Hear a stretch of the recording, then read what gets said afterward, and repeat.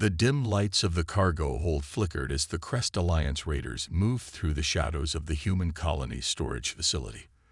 Their leader, Captain Red, clicked his mandibles in anticipation. This would be an easy job: grab some younglings from the education center and disappear into deep space before anyone noticed. "Remember," Red whispered to his crew of 6, "quick and quiet. The intel says human young are kept in this sector during their rest cycle." The raiders had done their homework, or so they thought. They'd studied the colony's layout, guard rotations, and security systems. What they hadn't studied was human history, or they might have made a different choice. The education center's windows glowed softly in the artificial night. Inside, 20 children between ages 8 and 12 were having their monthly space camp sleepover, an event meant to help them adjust to colony life. Their teacher, Mr. Smith, had just finished telling ghost stories and was preparing for lights out. "Time for bed, everyone," Mr. Smith called out, smiling at the excited chatter of the children. "Tomorrow we learn about emergency protocols." They never made it to tomorrow's lesson. The raiders struck at precisely midnight colony time. Their ship, cloaked with stolen technology, hovered silently above the education center. Red's team cut through the roof with molecular dissolvers, dropping sleek gas through the ventilation system. Within minutes, the children and their teachers slumped unconscious.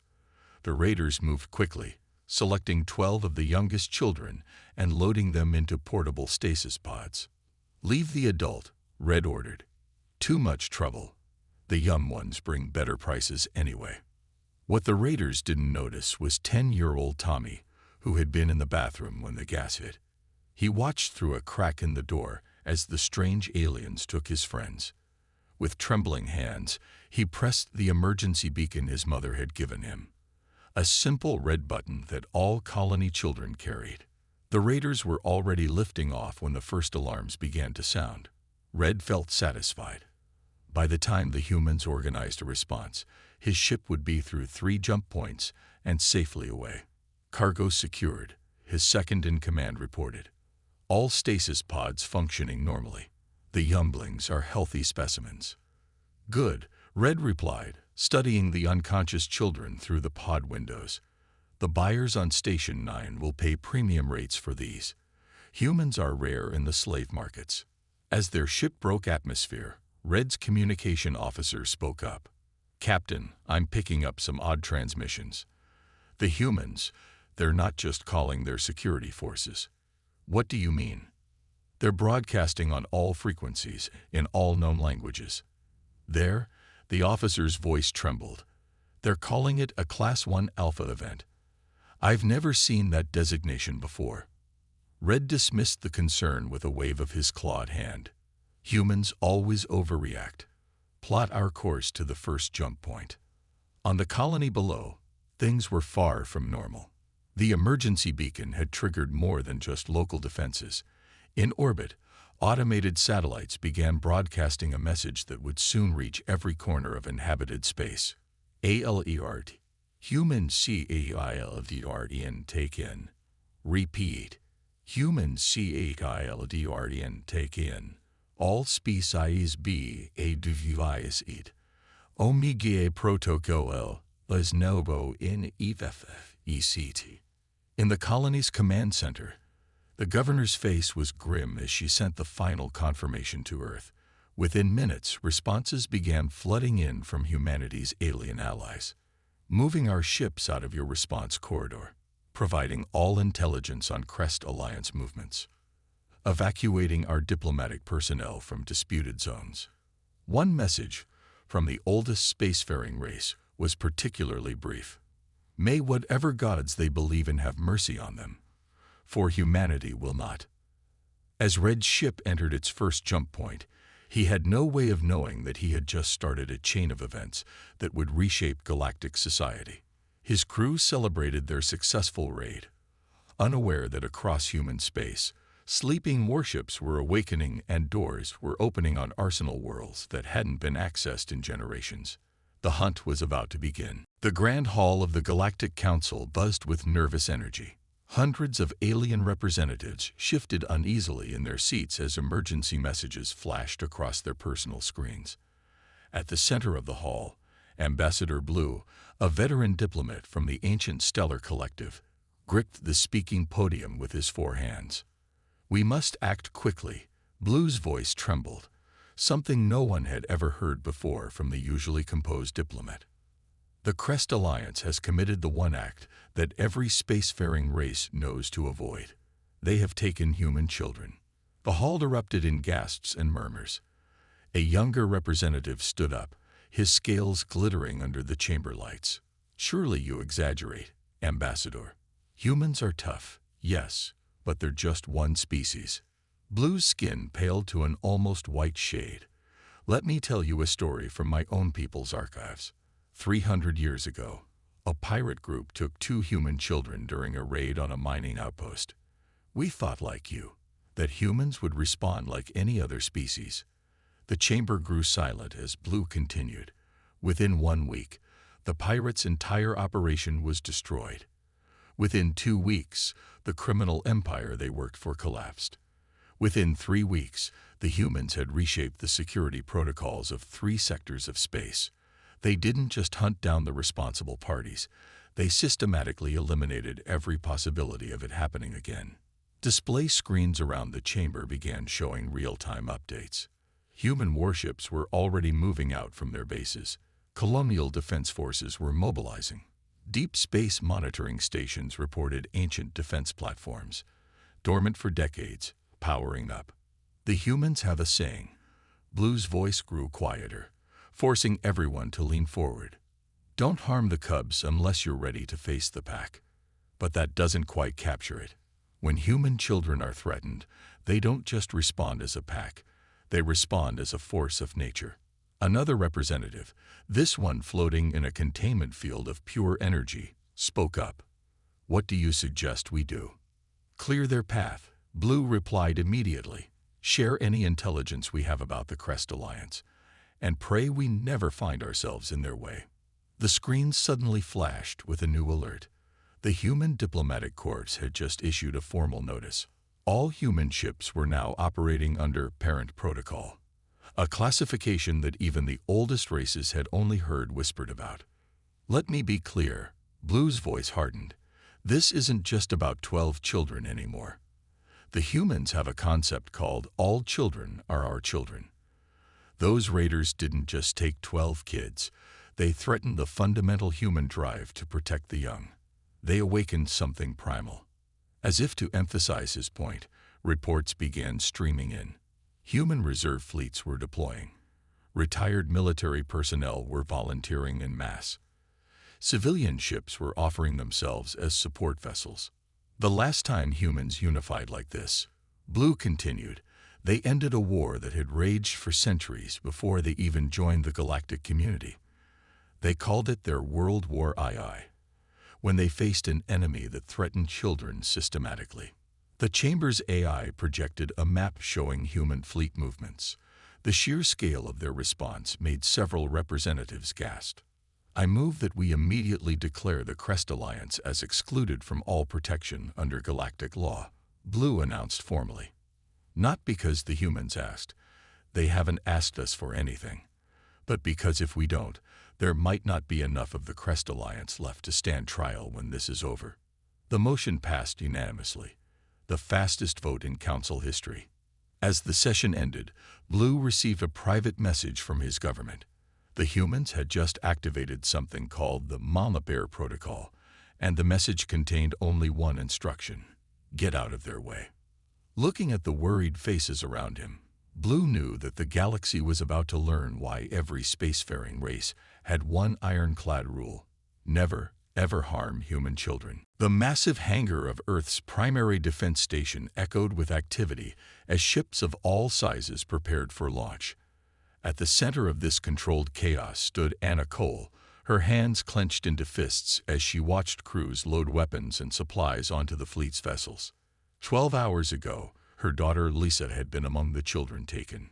Now she stood on the command deck of the EDF Vengeance, Earth's newest destroyer, as a civilian advisor. The ship's captain, Mark Steele, had specifically requested her presence. Mrs. Cole, Captain Steele approached, his uniform crisp despite the frantic preparations. "We're ready for your input on the search patterns. You know these colonial routes better than anyone." Anna nodded, her face set with determination. As the colony's chief navigator, she had mapped most of the surrounding sectors. The raiders will avoid the main trade routes. But there's something else. They'll need to resupply soon. Their ship class can't support stasis pods for more than 3 days. On the main display, hundreds of human ships were already moving into position. The fleet hadn't mobilized on this scale since the Mars Rebellion 20 years ago. But this was different. This was personal for every human involved. "Signal from command," the communications officer announced. "The parent protocol is in full effect. All civilian ships are offering support. We're getting volunteers from every colony in the sector." Captain Steele studied the tactical display. "Any word from our alien contacts?"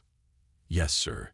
The Trading Guild just provided the locations of every known Crest Alliance outpost in 3 sectors.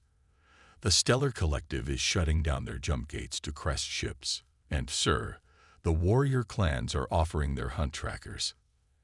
Anna's navigation console beeped with incoming data. "Captain, I'm seeing something interesting. Look at these fuel consumption patterns from the border stations. The raiders' ship passed through here." She pointed to a string of coordinates, "but they're burning fuel faster than normal for their class." The stasis pods, Steele realized. They weren't prepared for the power requirements. They'll have to stop sooner than they planned. The ship's AI highlighted a cluster of systems. Based on their trajectory and fuel consumption, they have only 3 possible destinations within range. Anna's fingers flew over the console, pulling up details of each system. "This one," she pointed to the second option. "Station 9. It's a known black market hub, and they have the facilities to handle stasis technology." "How sure are you?" Steele asked. "I'm a mother, Captain."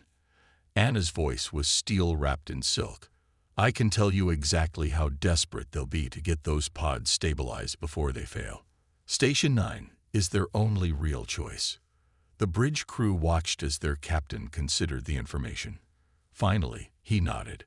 "Plot the course, and send the coordinates to the fleet." As the Vengeance prepared for jump, reports continued flowing in. 3 Crest Alliance trading posts had already surrendered without a fight, their crews wanting no part in what was coming. Alien merchants were dumping any Crest Alliance connections, erasing contracts, and canceling deals. "Captain," the sensor officer called out, "long-range scans are picking up something odd. Other ships are clearing a path for us. Every vessel in the sector is moving aside." Anna looked up at the display, showing their route to Station 9. It was like watching a wave part. Ships of all sizes and origins were literally racing to get out of the human fleet's way. "They know," Steele said quietly. "They all know what happens next." The final preparations were completed. Across the fleet, weapons were armed, shields were raised, and course coordinates were locked in. In the distance, Anna could see other ships forming up, not just military vessels, but converted civilian craft, all moving with singular purpose. Just before they jumped, Anna touched the small photo she kept in her pocket, Lisa's school picture from just 2 months ago. "We're coming, baby," she whispered, "and heaven help anyone who stands in our way." The fleet jumped in unison, leaving behind a silence that spoke volumes about what was to come. The corridors of Station 9 had never been so quiet. Word had spread fast. Human warships were coming. The usually bustling black market hub had transformed into a ghost town, with most traders and criminals fleeing at the first whisper of approaching human vessels. In a dimly lit docking bay, Captain Red paced nervously. Their ship's power systems were failing faster than expected, and 3 of the stasis pods were showing warning signs. He tried to sell the children to local slavers, but none would touch them. Even the station's most notorious criminals had slammed their doors shut at the mere mention of human children. "Captain," his engineer called out, "another pod is destabilizing." We need more power cells. Red clicked his mandibles in frustration. Keep them alive. We'll find buyers eventually. Nobody turns down premium merchandise forever. In the cargo hold, the children were proving to be far from helpless. 10-year-old Tommy, who had raised the initial alarm, was now helping the others. The raiders hadn't realized that modern human children received basic survival training from age 5.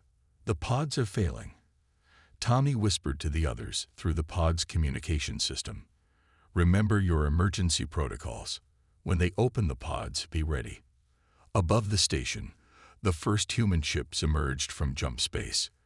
The EDF Vengeance led the formation, its sensors immediately scanning for signs of the raiders' vessel. Contact, the sensor officer announced, picking up stasis pod signatures in the lower docking bays, matching power frequencies to the raiders' ship. Anna Cole studied the station's layout on her console. They're desperate now. The pods are failing, and they can't leave without new power cells. They're trapped. Captain Steele nodded grimly. Send the demand for surrender. Once. The message was broadcast in all known languages. This is the Earth Defense Fleet. Release the human children immediately, or we will take them back by force. You have 5 minutes to comply. On the station, panic erupted. Dock workers scrambled to distance themselves from the raiders' ship. Local security forces mysteriously vanished. Even the station's governor initiated emergency protocols, not to defend against the humans, but to get out of their way. Red received the message but had run out of options. Prepare to move the children to the secure holds. We'll use them as... He never finished the sentence. The station's lights flickered as massive energy signatures appeared on all sides. The human fleet had surrounded Station 9 completely, their weapons charged and ready. 4 minutes remaining. The emotionless broadcast continued.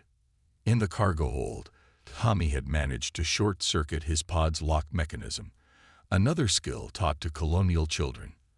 As the raiders argued among themselves, he slowly began working on the other pods. 3 minutes.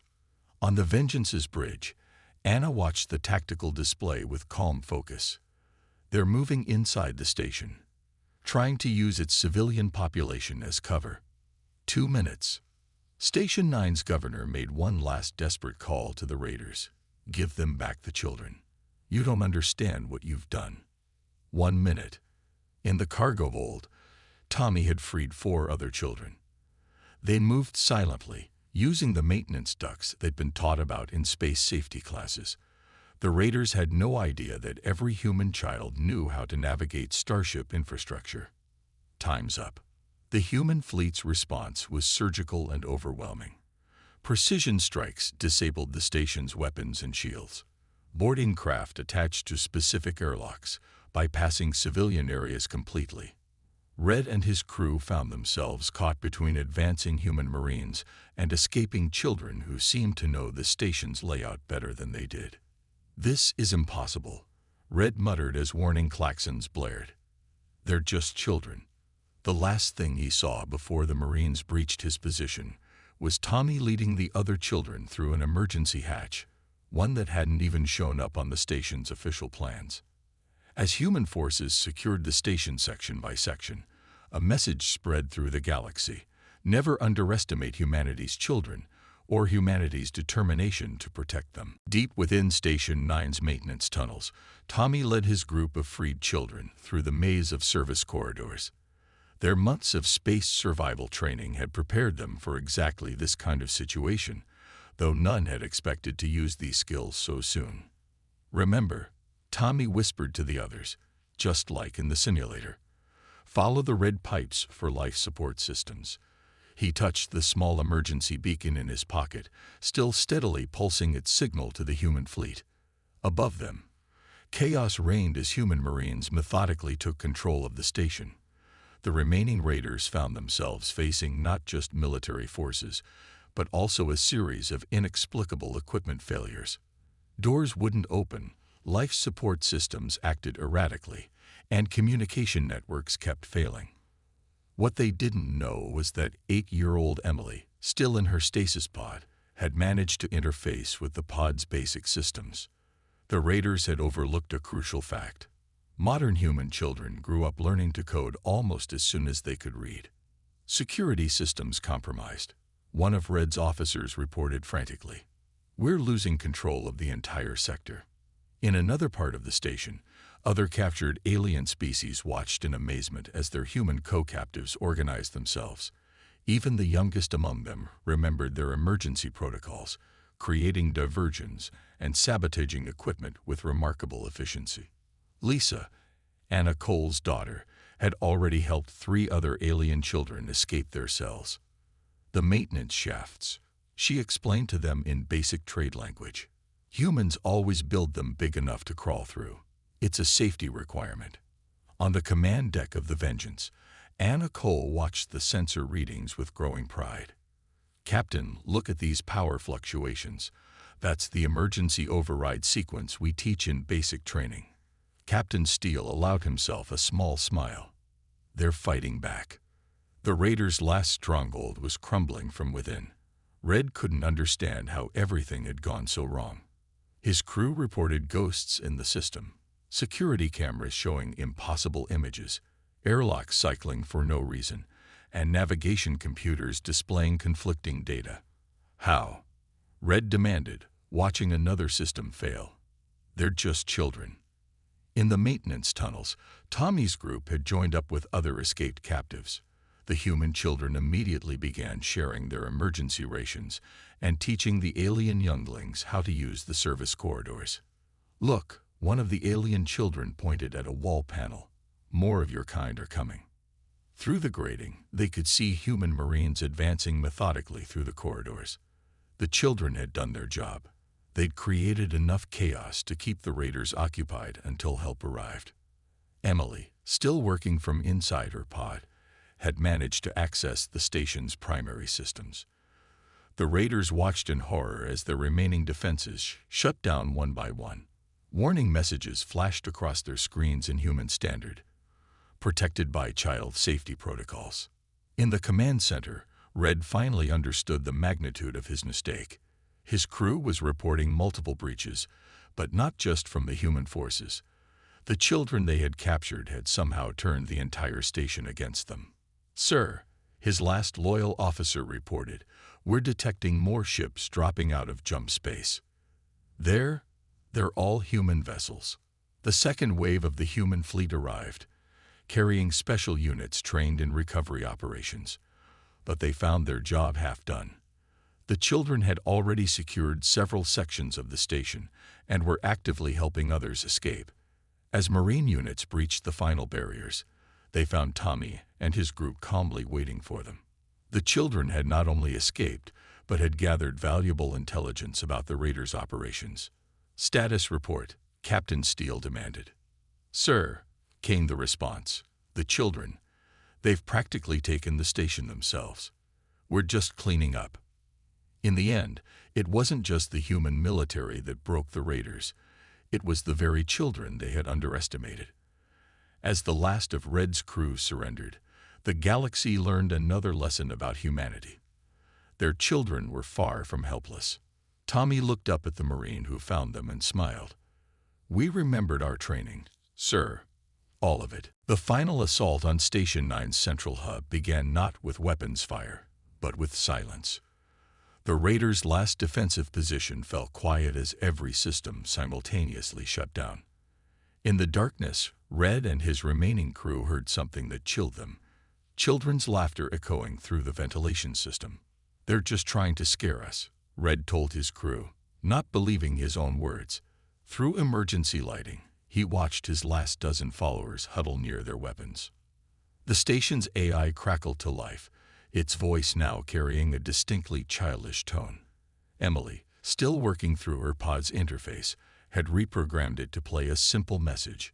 "Ready or not, here they come." The human Marines breached from multiple points simultaneously. Their entry was precise, calculated, and overwhelming. Years of training and generations of protective instinct drove them forward with cold efficiency. "Contact front," a raider screamed, firing wildly into the smoke. but the Marines moved like shadows, their armor absorbing the few shots that found marks. From the maintenance tunnels above, Tommy and his group watched through the grating. They had mapped every escape route, every weakness in the raiders' position, and fed this information directly to the assault teams. "Remember," Tommy whispered to his fellow escapees, "just like we practiced. When they breached the east wall, we shut down the backup generators." The human assault teams moved with devastating precision. Each shot was calculated, each movement choreographed to minimize risk to the children still in pods. The raiders found themselves being systematically cut off and cornered. On the Vengeance, Anna Cole watched the tactical display as human forces secured section after section. "They're being pushed toward the central chamber," she reported, "right where the children predicted they'd go." Captain Steele nodded grimly. "Old habits. They're falling back to familiar ground without realizing the children have already compromised it."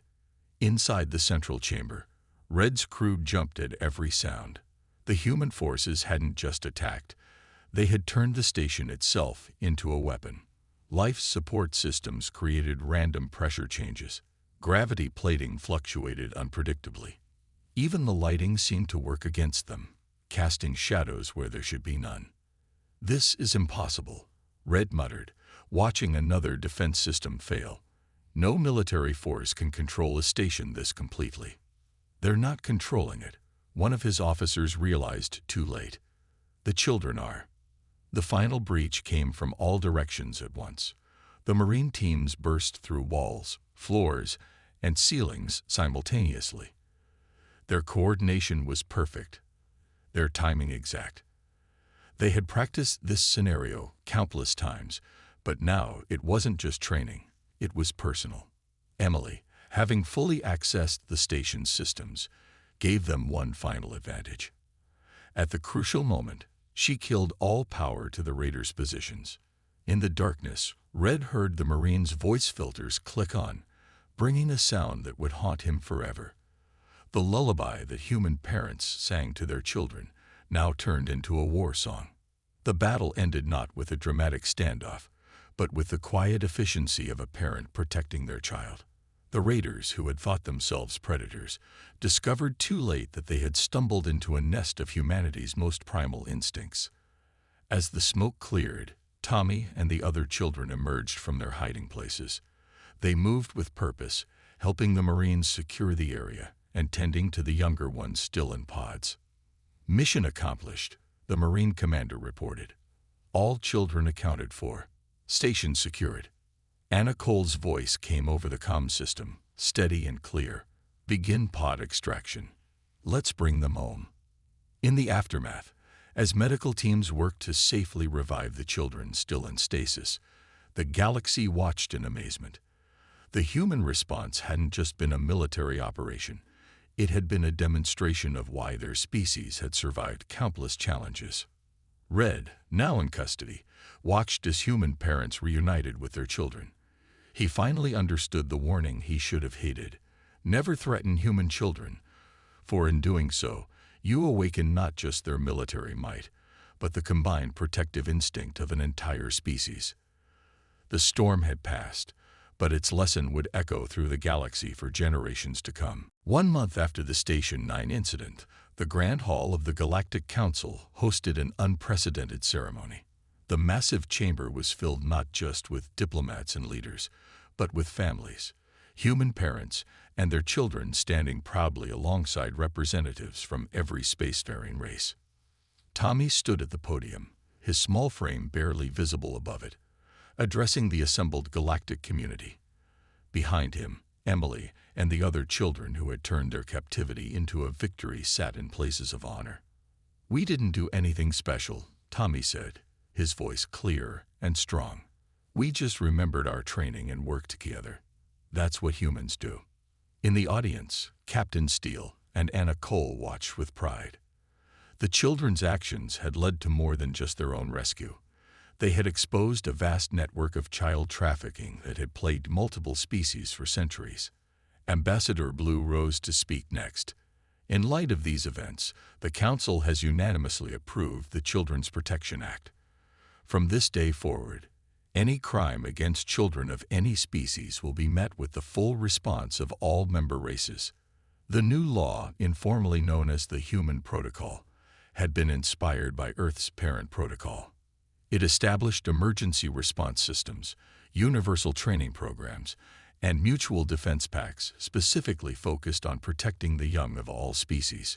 In a quiet corner of the chamber, Lisa hugged her mother Anna. "Mom, did you know that some species didn't even have emergency training for their children before this?" Anna smiled. "They do now. Your actions showed them why it's important." The ceremony continued as Emily demonstrated how she had hacked the station's systems through her stasis pod. The alien diplomats watched in amazement as the young girl explained concepts that their own tech experts were still struggling to understand.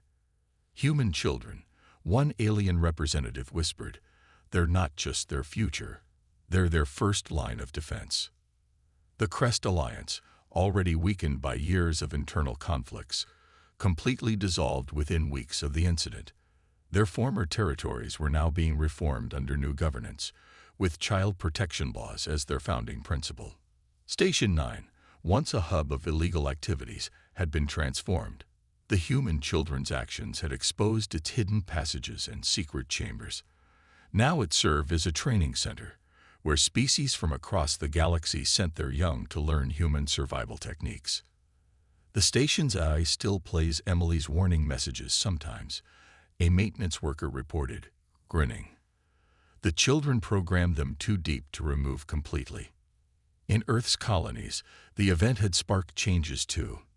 The space camp program that the raiders had targeted was now being expanded. Children weren't just learning emergency protocols. They were teaching them to other species. Tommy's group had become something of a legend. Their story was being taught in schools across the galaxy, not just as a warning about threatening human children, but as a lesson in courage, resourcefulness, and the strength found in working together. The raiders made 3 mistakes. Captain Steele explained to a group of alien military officers. They thought children were weak. They thought children were helpless. And they thought human children were just like any others. The ceremony concluded with a gesture that touched even the most stoic alien representatives. The children presented memory crystals to the council, containing their personal accounts of the incident. These would be stored in the Great Archive, ensuring that future generations would remember. As the families left the Grand Hall, a small alien child approached Tommy. "Is it true?" they asked. "Did you really take over a whole station?" Tommy smiled. "We just did what any human child would do. We protected each other, remembered our training, and never gave up." The galaxy had learned its lesson. Human children were not soft targets. They were the carefully trained, highly capable offspring of a species that had survived countless challenges by teaching every generation to be both resourceful and strong. As the sun set on the council world, the new warning beacons activated across space, broadcasting a simple message in all known languages. All children are under protection. All species stand ready. Never again. The children of humanity had not just survived their ordeal. They had changed the galaxy forever.